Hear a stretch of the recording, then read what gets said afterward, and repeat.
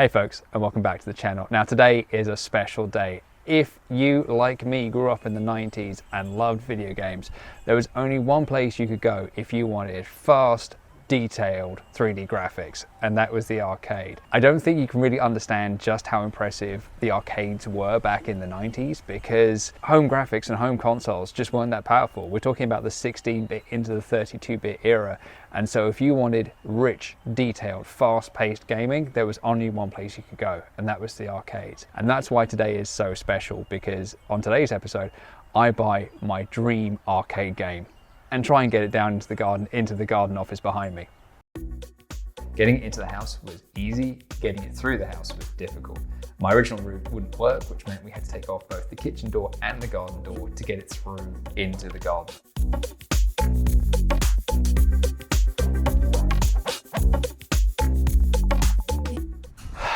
Second stage complete. And then once we got it through into the garden, it was a case of using a few bits of chipboards to construct the road whilst we were driving on it, so to speak. So once we moved the arcade cabinet on one chipboard, we then take off the other one, run it behind it, and just repeat that motion all along the garden.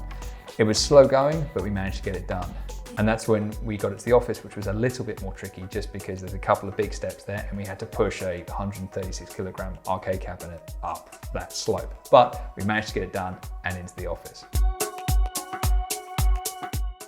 So it's the next day, it was getting pretty late, and also it was pancake day, and so I wanted to actually spend some time with the family rather than muck around with an arcade game. But I'm happy to reveal what I've bought, which is a Sega Rally Upright. This is my dream game, the one that I love, that I've played almost religiously week on week for what feels like 30 years. I used to love this in the arcades way back when, and I love playing it at home on my Sega Saturn way back in '95. So that's probably the game that has stayed in that console the longest. I love playing it, the handling, the graphics, everything, it just speaks to me, and I think it's just absolutely bloody amazing. And this arcade cabinet, as you saw, is a chonky boy. It's 136 kilograms. It's about 5'11", 5'12", maybe even 6 foot tall at its highest point. It was a struggle to get it into the office because essentially when it arrived, I thought, oh God, what if my ADHD superpower got me into this time? So I wasn't too sure if it was even going to fit. Massive thanks to my stepdad, Malcolm, to actually helping me get this through the house and into the office. And obviously a big shout out to my wife, who's putting up with my random bullshit a lot of the time, and I really do thank you and appreciate you. Thank you, Lauren. And it managed to get through reasonably okay. It was still big and heavy and unwieldy, and it would have been nice to have maybe an extra 1 or 2 people to help us.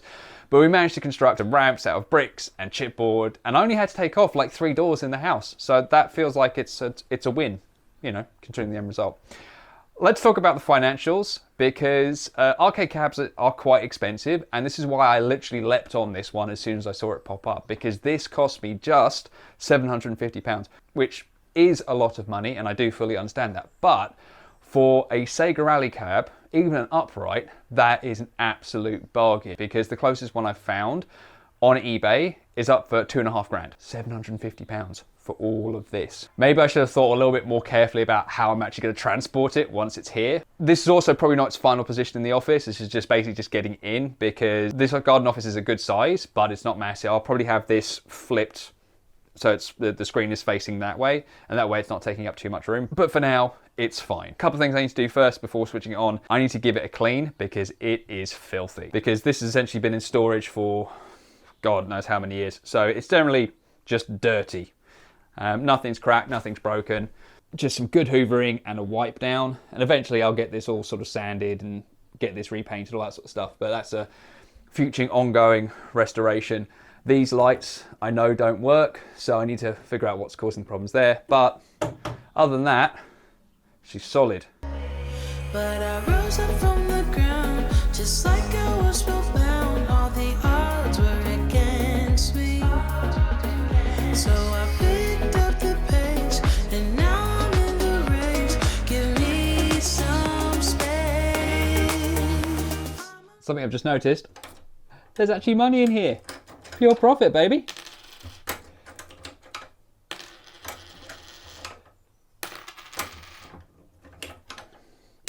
Look at that. 4 slightly manky pound coins. There you go. So I don't have the key for this, so I'll need to get this open somehow. But I think these are just generic keys for a lot of the arcades, so I'll probably be able to get some of these on eBay. But look at that. Already totally worth the purchase price. All right, so we've hoovered it now. I need to do basically a good old wipe down. This screen, I think, comes out. I think we basically have to lift that out, but I don't want to do that right now. At least I don't think so. Yeah, I'll leave this screen in for now. But what I can tell you is this is number 18,646. But this is just to take the initial layers of scrunch. That is, I don't know if you're going to be able to see this on camera, but there is a lot of scrud and crunch.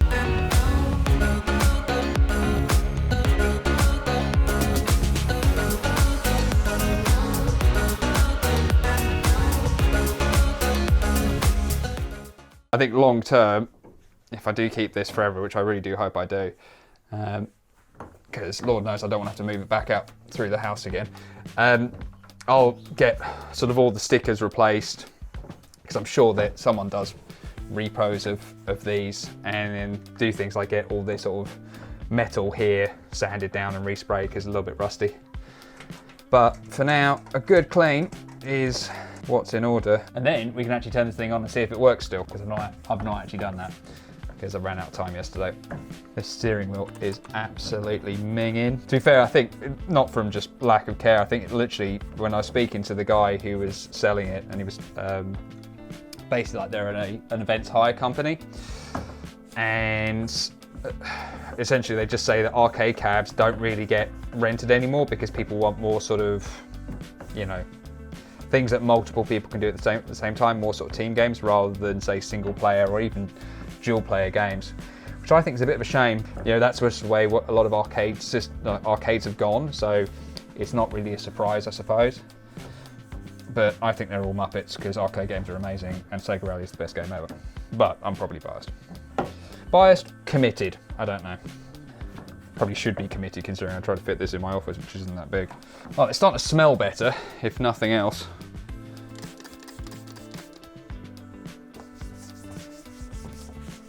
This definitely needs repainting at some point.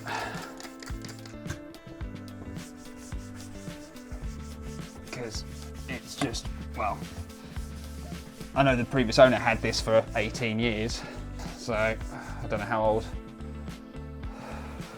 how many owners it had previously to that, but it's in good nick. There's nothing, assuming it works. Time for some Mr. Muscle. Because I want that streak-free shine.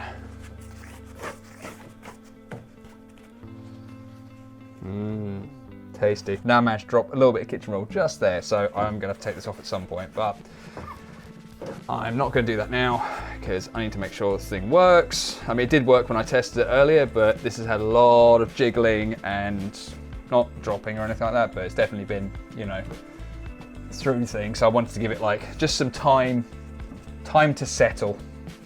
Then I quickly just need to hoover the top.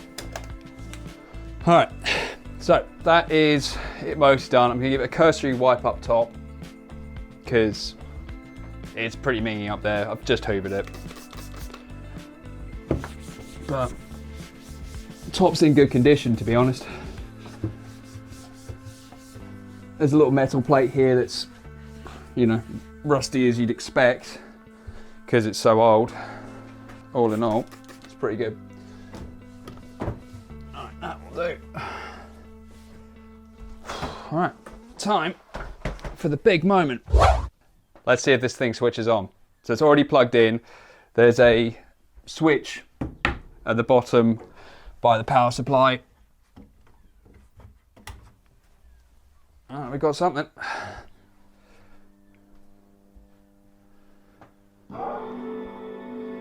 Got sound.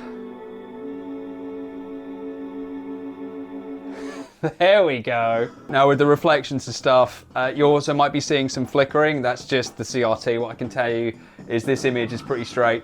There's a little bit of overscan, and I think I can probably dial it in after the fact. But I got an arcade cabinet and it's working. It's got a steering wheel and everything. As I said, like the running lights, light boards, whatever these are called, these obviously don't work, so that could just be a blown bulbs. I don't know. I know, shocking, absolutely nothing about arcades, so this will be kind of a learning journey for us all as I sort of take this apart and probably break it. Let's face it, it's me. But I've got it, man, and it works, and it's so cool. All right, let's give it a test run, see how it feels. Hey!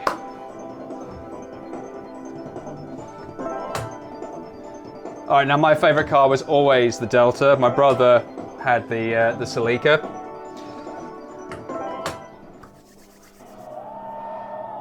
I probably need to get some sort of like seat thing, but for desert, you don't need to worry about it. It turns, it steers. Oh, I've coughed up a lot of time on that corner. I think what's also I'm gonna have to figure out is not using a controller to play this. I haven't really played this on the arcade for, must be 15 years. So all of my skill is controller based rather than the arcade. So I'm driving like an absolute turd. But I'm driving like an absolute turd on my own arcade cabinet. So, oh man, 59 seconds, that is awful. I think my record on the Delta is 53. So, I've got a lot of practicing to do, but luckily it's on free play, so I can play as much as I want. I don't know if I can fix the brightness because it's a little bit dim. But that could just be the setup of the office, because the office does let a lot of light in. Better. Oh, way too early on the gear change there. It's funny, it feels like a completely different game. Which is, to be fair, because the Saturn version essentially was kind of a ground up port. They didn't really use much in the way of arcade assets. Alright. I got you, you fat ass Celica. Alright, further than the throttle. Hey, don't hit me! What? Always with the cheating. Much like Toyota in the 1995 WRC. Oh, onto the grass for better traction. Into third.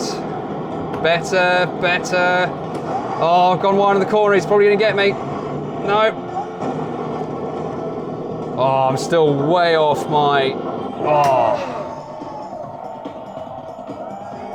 Yeah, I can see in the camera there's a lot of flicker. Trust me, there's no flicker here. That's just the nature of recording a CRT these days. Like, this is amazing. It's also amazingly dumb. I'm fully aware of that. But I have my own arcade cabinet. And it almost fits in the office. I need to do thinking about how I position this and all that sort of stuff, but I mean, there's nothing better than 90s MIDI music. But this is my own arcade cabinet. I have it forever. It's mine and I love it. And it was actually a bargain. What's not to love? God, it's so cool. Oh my days. So I've got a lot of practice left to do, but luckily I can practice anytime I want. Anytime, day or night. If I wake up at 2 in the morning and I fancy a game of Sega Rally, well, boy howdy do I have it right here. There's no part of me that was expecting a Sega Rally arcade cabinet today, or this week, or this year, or this lifetime. It was so far outside the realms of possibility, which is why I had to get it. And I hope you understand, like, this is my dream game. And my dream, one day, is to drive some of those cars. Now, which car, when, how, I don't know. If you own a Celica GT-Four or a Lancia Delta Integrale, let me know. I would love to just look at them, let alone drive them. It's funny what life does. It's funny how things can just arrive on your doorstep. And then take a huge amount of effort to actually get where it needs to go. But I've got some games to play. If you watched this far, thank you so much for watching. Please consider liking, subscribing, and watching some of my other content. With that, I'll catch you down the road.